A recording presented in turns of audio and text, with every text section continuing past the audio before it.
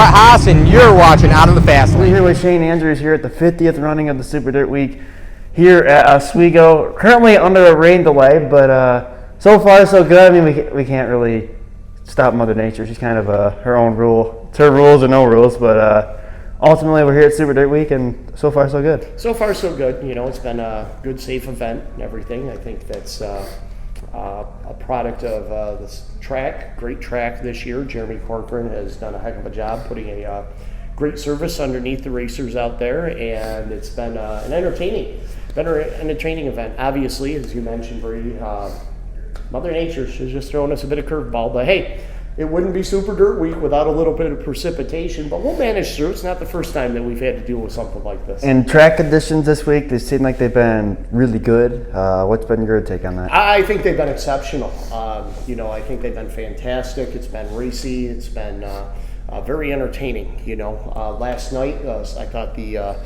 thought the races were fantastic with the sportsman drivers. Their 4:15 lap qualifying events the night before with the 358s and the pro stocks.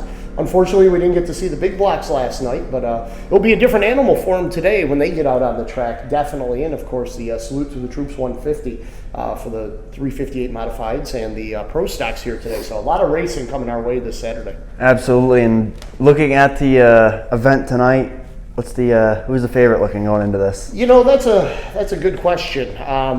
You look at Stuart Friesen has been fast, obviously, with the 358.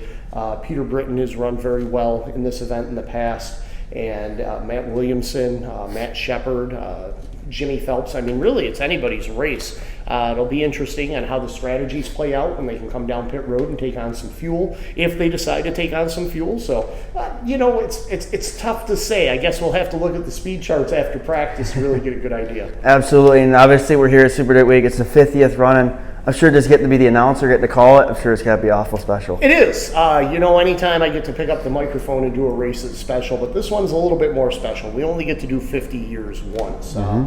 So this is a unique opportunity. I'm very grateful to be a part of it. I appreciate the opportunity to be a part of it. And I've got a great crew that I'm working with. Dan Martin, Tim Baltz, Rich Fleck, Hannah Newhouse. We're all racers. We love it. We have a great time with it, and it's a special event. Aside from the fact that it's the 50th year, but that makes it even more special. Absolutely, and obviously you've been doing the Super Dirt Week almost all your life. What's it mean to you? It's the pinnacle for big block modified racing and racing in the Northeast. I've been coming to Super Dirt Week since 1987. I started out as a fan and obviously progressed my way into the announcing staff and everything, and now the lead announcer here for Super Dirt Week. It's incredible. It means the world to me. I don't think I could. I don't know what I would do when the month of October turns and I'm not at a Dirt Week. It's just what I know. It's just what I do, and I love it and I enjoy it. What's your best memory at Super Dirt Week? Oh my! I said this last night. I think the best memories I've had at Dirt Week are the ones that I really don't remember. But as far as the racing goes, Frank Cozy's first win and only win on the mile, that was pretty exciting. The first time I was at the mile, I saw Jimmy Horton win.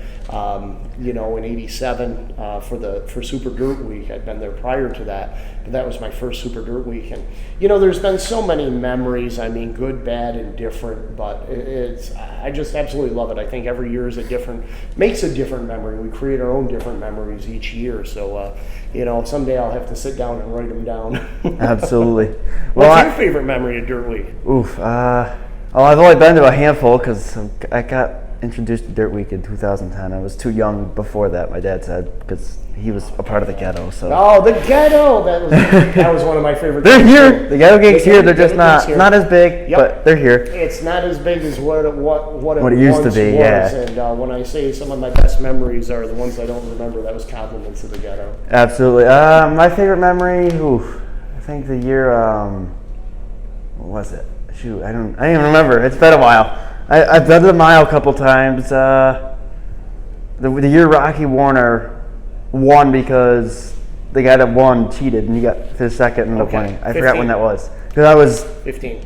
I think my dad was working on Rocky's car at the time, and that was pretty cool. Well, if there's any advice that I can give you for Super Dirt Week is take it all in. Yeah. Okay?